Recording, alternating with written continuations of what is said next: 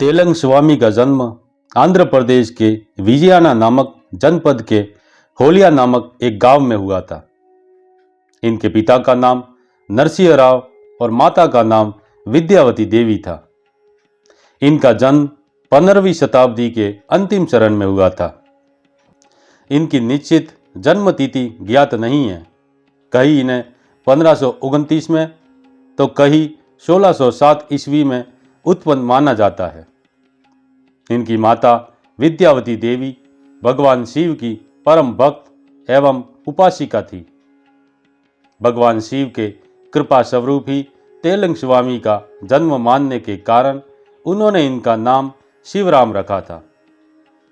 बचपन से ही सहज वैराग्य एवं विषय विरक्ति का इनका स्वभाव था, जिसे इनकी माता भी समझती थी।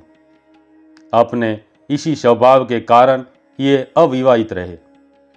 जब ये 40 वर्ष के हुए तभी इनके पिता का और जब ये 62 वर्ष के हुए तब इनकी माता का देहांत हो गया।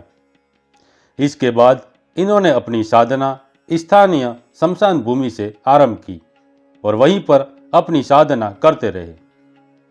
लंबे समय बाद संयोगवश ही पंजाब से आए स्वामी भगीरथानंद सरस्वती से शिवराम की भेंट होती है और उसके साथ ही इन्होंने सदा के लिए होलिया गांव का परित्याग कर दिया।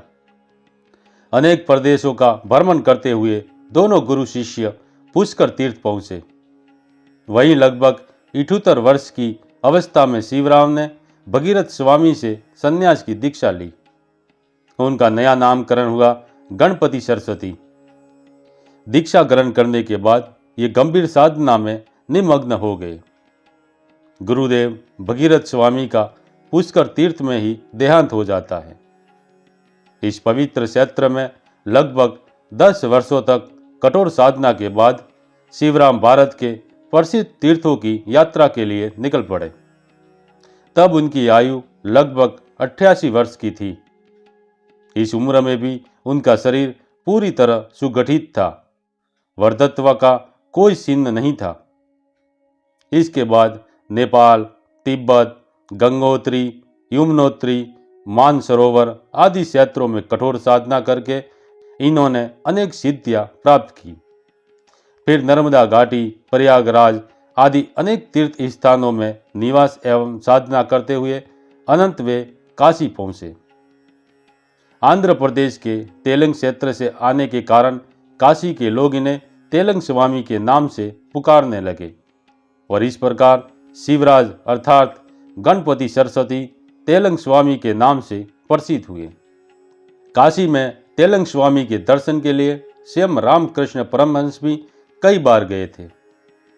स्वामी जी उन दिनों मणिकर्णिका घाट पर मौन व्रत धारण करके रहते थे। जब पहली बार परमहंस जी मिलने गए तभी स्वामी जी ने अपनी सूंगनी की डिब्बी श्री रामकृष्ण परमहंस के आगे रखकर उनका स्वागत किया था।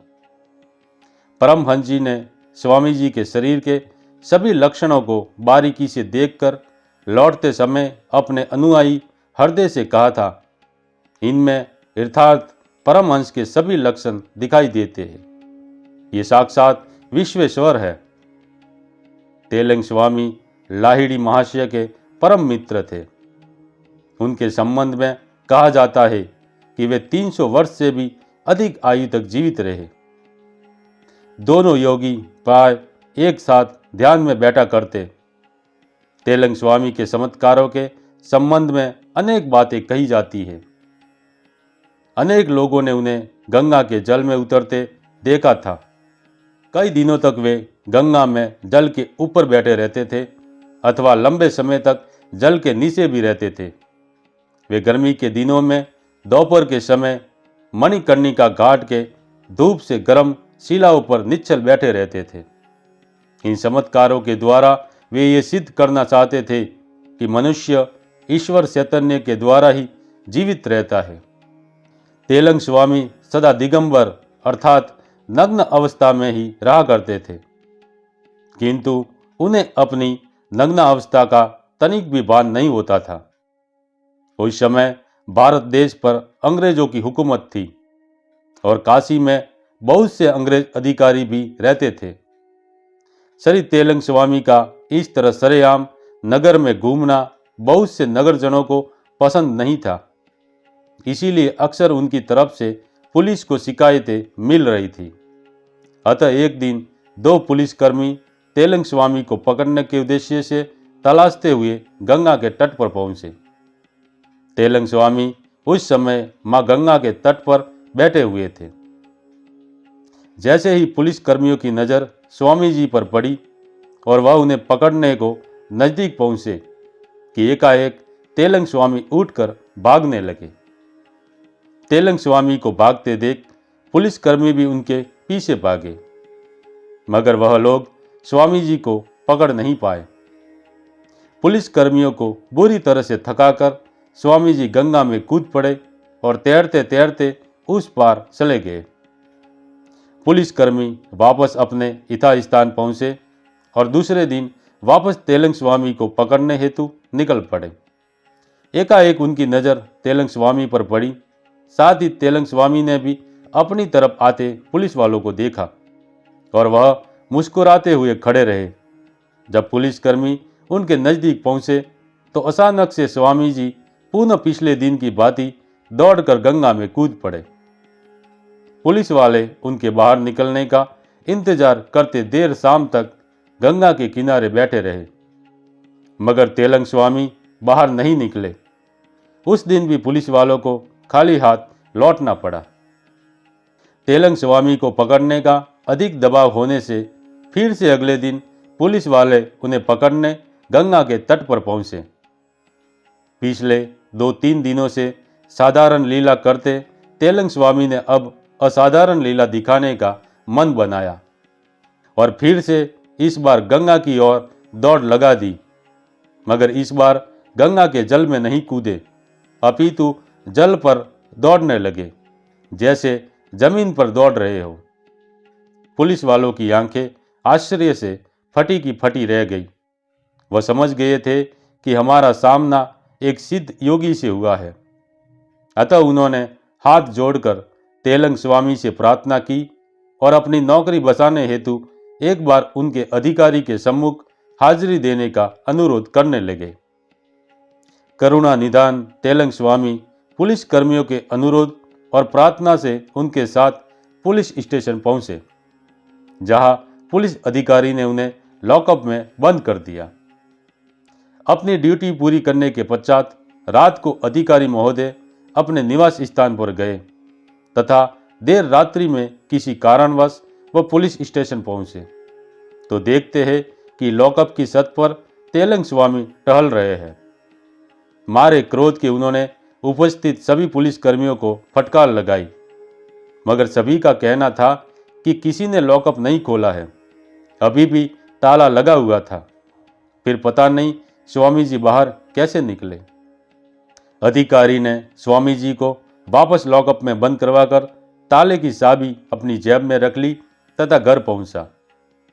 दूसरे दिन वह अधिकारी तेलंग स्वामी को लेकर जज के सामने पहुंचा और सर्व वृतांत कह सुनाया। अंग्रेज जज स्वामी जी की परीक्षा करना चाहता था। उसने स्वामी जी को कहा कि क्या तुम वो सब खा सकते हो जो मैं खाता हूँ? ऐसा करने पर तुम्हें तुरंत छोड़ दिया जाएगा। स्वामी जी ने इशारे से हाँ कहा तो अंग्रेज अधिकारी ने मांस लाकर स्वामी जी के सामने रख दिया। स्वामी जी ने मुस्कुराते हुए इशारे से जज को बताया कि उन्हें भी वह खाना होगा जो मैं खाऊंगा, तब मैं यह मांस खा लूंगा। अंग्रेज जज ने सोचा कि हिंदू साधु है, फल फूल मिठाई के अलावा क्या खाएगा। ये सोचकर जज ने हामी भरी। तब तेलंग स्वामी ने वही खड़े खड़े अपना एक पैर ऊपर किया और अपने हाथ में ही मल त्यागा और उसे खाने लगे। तेलंग स्वामी की ऐसी हरकत देख वहां उपस्थित सभी लोग उल्टियां करने लगे और जज ने तुरंत उन्हें छोड़ने का आदेश दिया। तेलंग स्वामी सदा मौन धारण किए रहते थे। लंबे समय तक निराहार रहने के बाद भक्त यदि कोई पेय पदार्थ लाते तो उसे ही ग्रहण कर अपना उपवास तोड़ते थे। एक बार कुछ उपद्रवी लोगों ने स्वामी जी को परेशान करने के उद्देश्य से चूना घोलकर स्वामी जी के सामने रख दिया और कहा कि यह दही है, इसे ग्रहण करें। श्री तेलिंग स्वामी जानते थे कि सामने रखा प्रसाद दही नहीं अपितु प्राण घातक चूना है। फिर भी सहज होकर घटाघट पी गए और सामान्य होकर आगंतुक भक्तों के साथ वार्तालाप करते रहे। कुछ समय तक वह लोग जो चूना लेकर आए थे चुपचाप बैठे रहे, मगर जब स्वामी जी के स्वास्थ्य पर चूना पीकर भी कोई प्रभाव होता ना देख विचलित होने लगे और एक ने जाकर स्वामी जी को पूछा, महाराज आपको कुछ हो नहीं रहा? उस व्यक्ति की तरफ देखकर मुस्कुराते हुए तेलंग स्वामी बोले, क्यों रे, दही खाने से भला कुछ होता है क्या? तेलंग स्वामी का सामर्थ्य देख उन सभी के मन में पश्चाताप हुआ और सभी क्षमा प्रार्थना करने लगे। तब तेलंग स्वामी ने उल्टी कर सारा चूना बाहर निकाल दिया। एक बार परमहंस योगानंद के मामा जी ने उन्हें बनारस के घाट पर भक्तों की भीड़ के बीच बैठे देखा। वे किसी प्रकार मार्ग बनाकर स्वामी जी के निकट पहुंच गए और भक्तिपूर्ण उनका शरण स्पर्श किया। उन्हें यह जानकर महान आश्चर्य हुआ कि स्वामी जी का शरण स्पर्श करने मात्र से ही वे अत्यंत कष्टदायक जिन रोग से मुक्ति पा गए। एक बार काशी के राजा के एक मित्र राजा काशी दर्शन हेतु आए। काशी महाराज उनको विविध तीर्थों के दर्शन करवाकर गंगा मैया के जल में नौका विहार करवा रहे थे। तभी आगंतुक राजा की नजर तेलंग स्वामी पर पड़ी। उस समय तेलंग स्वामी गंगा के जल पर प्राणहीन काष्ठ की भांति तैर रहे थे। राजा ने काशी नरेश से प्रश्न किया, ये कौन महात्मा है? काशी नरेश ने जवाब दिया, ये तेलंग स्वामी हैं, साक्षात काशी विश्वनाथ के अवतार है। उस राजा ने काशी नरेश से विनंती की कि वह महाराज को नाम में आमंत्रित करे और उनके आशीर्वाद से मुझे कृतार्थ करवाए। काशी नरेश तेलंग स्वामी के परम भक्त थे, इसीलिए उनके कहने पर तेलंग स्वामी नाव पर आ गए। आगंतुक राजा के पास एक हीरे मोतियों से जड़ी हुई अत्यंत ही कीमती तलवार थी, जो उनको ब्रिटिश गवर्नर ने भेंट स्वरूप दी थी। तेलंग स्वामी टगर टगर उस तलवार को देखने लगे और इशारे से उस राजा को दिखाने को कहा। उस राजा ने अपनी पीर्य तलवार तेलंग स्वामी को थमा दी। थोड़ी देर स्वामी जी उस तलवार को निहारते रहे और एकाएक उन्हें क्या सूझी कि उन्होंने तलवार को गंगा में फेंक दिया। तेलंग स्वामी की इस हरकत से वह राजा अत्यंत ही क्रोधित हुआ और उन्हें बुरा भला कहने लगा। तब काशी नरेश ने उन राजा को शांत किया और कहा कि आप क्रोधित ना हो, मैं गोताखोरों से आपकी तलवार निकलवा देता हूं। अपने भक्त को परेशान होते देख कुछ समय देर सोच तेलंग स्वामी ने गंगा के जल में हाथ डाला और तलवार बाहर निकाली, मगर उनके हाथ में दो तलवारें थी जो बिल्कुल एक समान दिखाई दे रही थी। स्वामी जी ने उस राजा को तलवार दिखाकर इशारे से पूछा कि बताओ, इसमें से तुम्हारी तलवार कौन सी है? तेलंग स्वामी का प्रत्यक्ष चमत्कार देख राजा बहुत लज्जित हुआ और स्वामी जी से क्षमा मांगने लगा। राजा समझ चुके थे कि स्वामी जी ने तलवार फेंककर यह ज्ञान दिया है कि यह सब माया मोह असत्य है, सत्य केवल ईश्वर की भक्ति है। बंगाल के हुगली जिले में श्री रामपुर नाम का एक गांव है। उसमें जय गोपाल नाम का एक व्यक्ति निवास करता था। उसके मन में वैराग्य का उदय होने से वह घर बार की सब व्यवस्था अपने पुत्रों को सौंपकर काशी धाम में चला आया। उसने पहले से ही तेलंग स्वामी का नाम सुन रखा था। काशी आने पर वह हर रोज स्वामी जी के दर्शनों के लिए आया करता था और फल फूल और दूध उनके लिए ले जाया करता था। इस प्रकार बराबर जाते रहने से स्वामी जी की कृपा दृष्टि उस पर रहने लगी। एक दिन जय गोपाल ने स्वामी जी से कहा कि आज न जाने क्यों मेरी छाती धड़क रही है और घबराहट भी हो रही है। इससे मुझे शंका होती है कि कोई अशुभ घटना न हो। स्वामी जी ने कहा कि मैं अभी तुम्हारे घर का समाचार मंगाई देता हूँ। ये कहकर उन्होंने जरा देर के लिए आंखें बंद कर ली और फिर जय गोपाल से कहा कि तुम संध्या के समय भोजन करके यहाँ आना। जब वे संध्या समय वहाँ आए तो स्वामी ने कहा कि आज प्रातः तुम्हारे बड़े पुत्र की हैजा से मृत्यु हो गई है। ये सुनकर जय गोपाल बहुत ही व्यतीत हुए। तब स्वामी जी ने उन्हें संसार की असारता का उपदेश दिया, जिससे उन्हें कुछ समय शांति प्राप्त हुई। रात्रि के समय निंद्रावश सो जाने पर उनको अपना पुत्र दिखलाई पड़ा। दूसरे दिन उन्होंने अपने घर को अर्जेंट तार भेजकर समाचार मंगाए तो उत्तर आने पर मालूम हुआ कि स्वामी जी का कथन अक्षरशः सत्य था। काशी में एक बार तेलंग स्वामी लाहिड़ी महाशय का सार्वजनिक अभिनंदन करना चाहते थे, जिसके लिए उन्हें अपना मौन व्रत तोड़ना पड़ा। जब तेलंग स्वामी के एक शिष्य ने कहा कि आप एक त्यागी सन्यासी है, अतः एक गृहस्थ के प्रति इतना आदर क्यों व्यक्त करना चाहते हैं, तब तेलंग स्वामी ने कहा, मेरे बच्चे, लाहिड़ी महाशय सामान्य मनुष्य नहीं है। ऐसे सांसारिक योगी बहुत कम उत्पन्न होते हैं।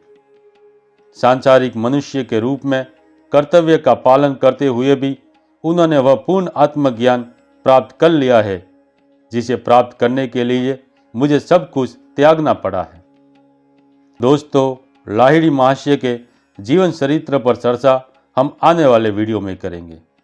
अगर ये वीडियो अच्छा लगा हो तो लाइक करें, शेयर करें और चैनल पर नए हैं तो सब्सक्राइब जरूर कर लें। धन्यवाद।